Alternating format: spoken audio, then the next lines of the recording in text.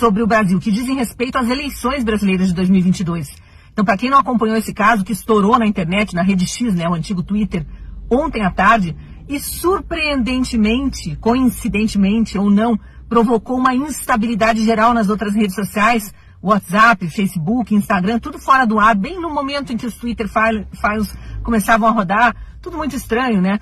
Mas, enfim, ontem à tarde caiu essa bomba sobre a internet brasileira, sobre o noticiário brasileiro, e como a gente sabe, né, que a imprensa pichuleco, a imprensa que vive de verbas governamentais, não vai dar o destaque merecido, a gente precisa aqui enfatizar em todos os nossos comentários, em todos os nossos jornais, na Rádio Ouro Verde, Gazeta do Povo, Revista Oeste, nas poucas mídias de comunicação, nos poucos veículos de comunicação que ainda buscam a verdade. E o que esses arquivos estão mostrando? Uma série de e-mails do antigo diretor do Twitter Brasil, que foram revelados agora pela nova turma que administra o Twitter, né, desde que Elon Musk assumiu, comprou, né, a empresa e assumiu a administração da empresa, uma série de e-mails do antigo diretor que revelam a pressão que ele sofria e que a empresa sofria aqui no Brasil do ministro Alexandre de Moraes. É nominado. Alexandre de Moraes está obrigando o Twitter, sem que haja um processo, sem o devido processo legal, né, a perseguir, ele fala lá em outras palavras, mas é a perseguir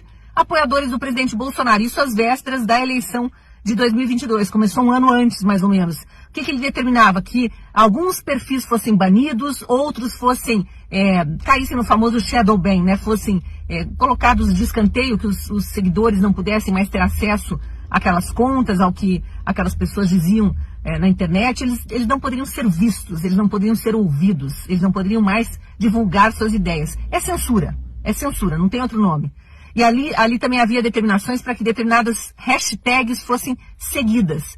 E o mais grave que eu achei de tudo que foi revelado, congressistas brasileiros, deputados e senadores deveriam ser monitorados pelo Twitter Brasil, e se divulgassem qualquer daquelas hashtags que faziam alusão à falta de transparência do sistema eleitoral, questões que incitavam o eleitor, na opinião de Alexandre de Moraes, a não acreditar no sistema eleitoral, deveriam ser banidas.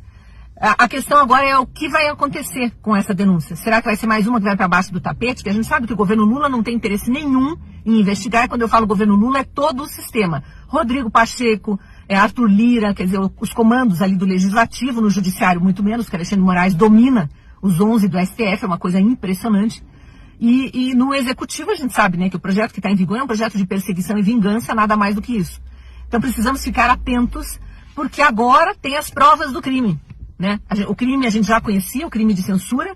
Em determinado momento da eleição aquilo foi explícito, né? Alguns de nós faziam parte da Jovem Pan, eu inclusive, e sofremos censura na Jovem Pan.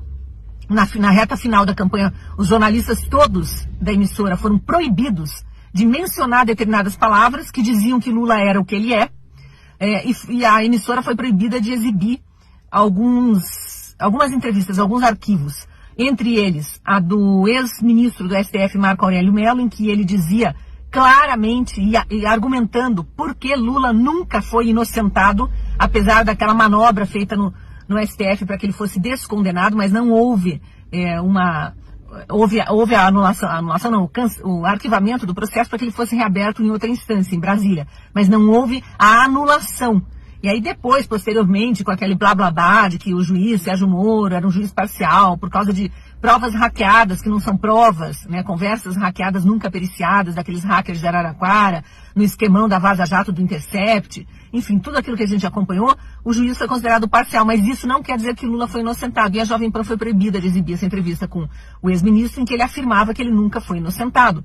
Mas os jornalistas não podiam sequer mencionar que essa entrevista tinha sido dada à emissora. Outra entrevista censurada durante as eleições foi a da senadora Mara Gabrilli, que era candidata a vice na chapa se não me engano, da Soraya Tronic, em que ela falava todo o esquema que resultou na morte do ex-prefeito petista Celso Daniel em Santo André, São Paulo. Uma morte nunca esclarecida e que resultou no assassinato de mais 7 testemunhas do crime.